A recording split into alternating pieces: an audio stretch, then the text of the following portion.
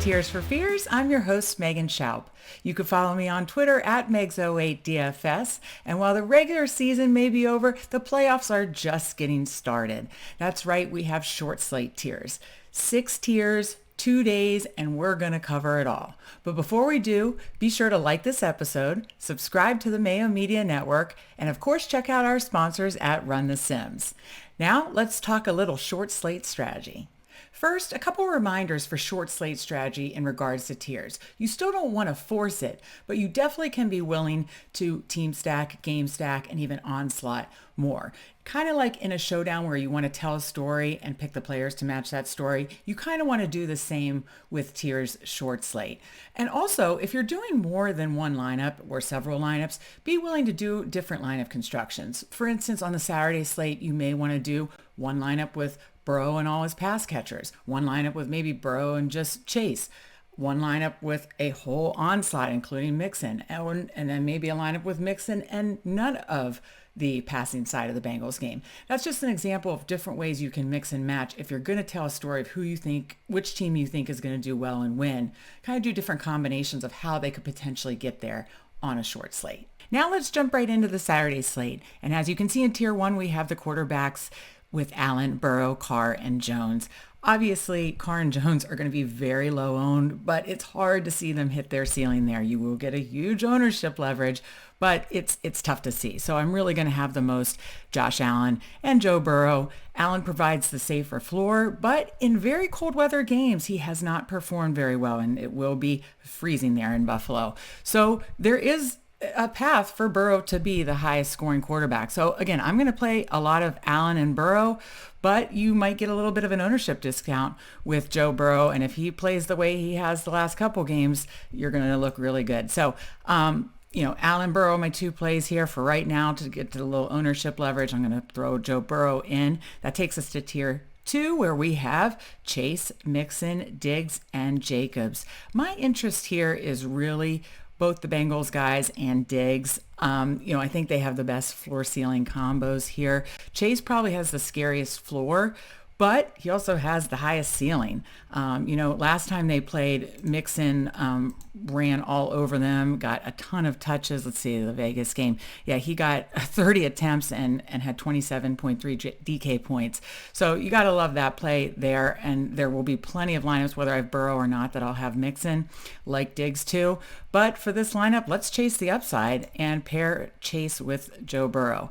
That takes us to tier 3, and we have T. Higgins, Renfro, Damian Harris, and Devin Singletary. And in this lineup, I really don't like Renfro that much. With Waller back and with Zay Jones getting more targets, he hasn't been getting as many targets. So I'm really going to focus here on Higgins, Harris, and Singletary. And I'll tell you what, Damian Harris against the Bills both times just smashed. I mean, last time he had 3 touchdowns, 31 DK points, and obviously in the huge win game, he had a monster game too. You have to think Belichick's going to want to keep the ball away from Allen and company. So as long as Harris is healthy and good to go, Harris is my favorite of the tier 3 plays. But again, I do have interest in Higgins and Singletary too. Over in tier 4, we have Waller, Knox, Myers, Stevenson, and Beasley. Geez, Waller really sticks out to me by a landslide here. I know he just came back last week and didn't do much last week, but a second week back, I really think they're going to need to lean on him and target him heavily. A little interest in Myers just because he's in a low volume passing offense, the one guy who does get the most targets. And, with Knox, it's touchdown or bust. I don't have a whole lot of interest in Stevenson or Beasley. So again, little Myers, little Knox, but I love Darren Waller in tier 4. In tier 5, we have Boyd, Bourne, Henry, Sanders, Zach Moss, Uzoma, and Zay Jones. In this tier, I really only have interest in Boyd, Zay Jones, and maybe a little Uzoma. So the other guys, I just don't see the upside, and they could quite honestly get you 0 or next to nothing. So I kind of like the floor ceiling for Boyd, and again, you're stacking them up there with Burrow and Chase. So I like that. In tier 6, we have Davis, Bolden, Aguilar, Barber, Pirine, Breda, McKenzie, and Chris Evans. Geez, there's a lot of guys in this tier that could get you a 0 or close to 0 with Evans, McKenzie, Breda, Barber. So those guys are just out for me. P. Ryan, you're kind of banking on Mixon getting injured or not coming back. I'm not sure if he was symptomatic from COVID, but just kind of him vulturing a touchdown. So maybe I'll take one shot there, but that's very risky. Aguilar's so low volume. I really just like Davis and Bolden here, to be quite honest. And Gabe Davis sticks out by a mile for me. So that's kind of what I'm thinking of the Saturday tier slate. What do you guys think? Let me know in the comments section who your favorite play in tier 5 is. That one is tricky for me, but let me know how you think I did in my Saturday slate lineup. All right, guys, now let's head over to the Sunday slate. All right, now we're on to the Sunday 3-game slate. And in this one, they don't include all the quarterbacks. Sorry, Garoppolo and Roethlisberger. So in tier 1, we have Brady, Mahomes, Prescott, and Hurts. You guys know me. I don't love relying on a rushing quarterback's rushing touchdowns because you're going to need 2+ of them probably for them to win this tier. So I'm mainly going to have Brady, Mahomes, and Prescott. I think Mahomes probably has the safest floor, but honestly, I love all three of these guys for a potential ceiling game. So I'm going to rotate through Brady, Mahomes, and Prescott. For this lineup, I'm going to throw Brady in. I really like the Bucs here to put up a lot of points. In tier 2, you have Deebo Samuel, Tyreek Hill, Deontay Johnson, and Mike Evans. Any of these guys would be a scary fade. You know, Evans is going to have Darius Slay coverage. That makes me a little nervous. I kind of like Gronk, and you'll see some of the other spots for the Bucs. Deontay Johnson, I think, is going to come lower owned. Could get some garbage time work, and Hill is really boom bust. So the one I feel the most comfortable with is Deebo Samuel. Great floor ceiling combo used in so many different ways. So love that. In tier 3, we have Najee Harris, Travis Kelce, CeeDee Lamb, and Rob Gronkowski. I don't have much interest in Harris, most likely playing from behind. So my favorites are Kelce, Lamb, Gronkowski. Love all three, but I love the spot for Gronkowski. The Eagles get destroyed by tight ends, and I do think if Evans has Slay coverage, Gronkowski could just be a target monster in this game. Definitely 2 touchdown upside, definitely could hit the bonus, and a ton of receptions. So love Gronkowski in tier 3. In tier 4, we have Fournette, Mitchell, Elliott, Kittle, Cooper, and Ronald Jones, who I believe is doubtful. So in this tier, Fournette will be activated. It looks like he's good to go to play on Sunday. I believe Mitchell will as well. So, I'm going to have exposure to Fournette, Mitchell, Cooper, and Kittle. Now, I don't know that I do a lot of lineups with like Kittle and Debo or Kittle and Ayuk or something like that. It's hard to see a ton of 49ers getting there. So I will have Kittle, but I guess my point is I wouldn't have him with probably multiple other 49ers, most likely.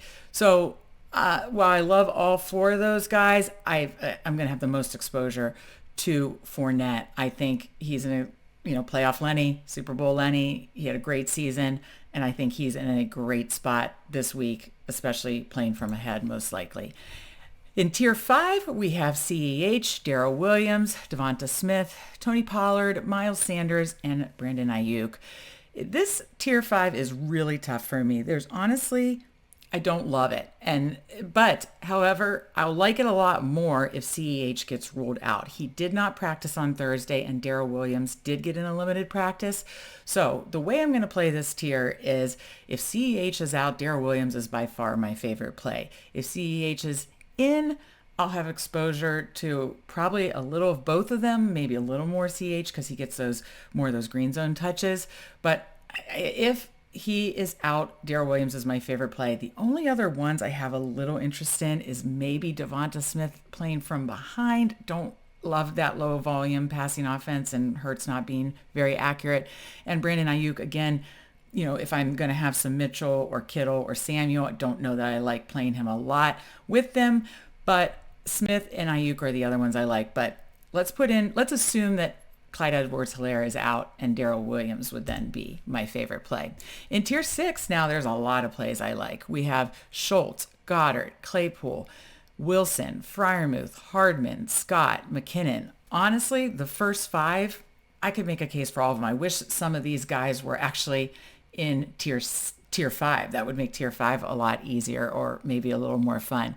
Because with a lot of these guys in tier six, I like Schultz, Goddard, Claypool, Wilson, Freiermuth, but you're kind of touchdown hunting. So I'm going to rotate through these guys, but honestly, I think the guy that wins this tier is going to be the guy that gets into the end zone one or two times. So, I think you could make a case that any of these guys could. And I'm going to have it kind of rotate through them evenly. It's hard for me to pick a favorite in this tier.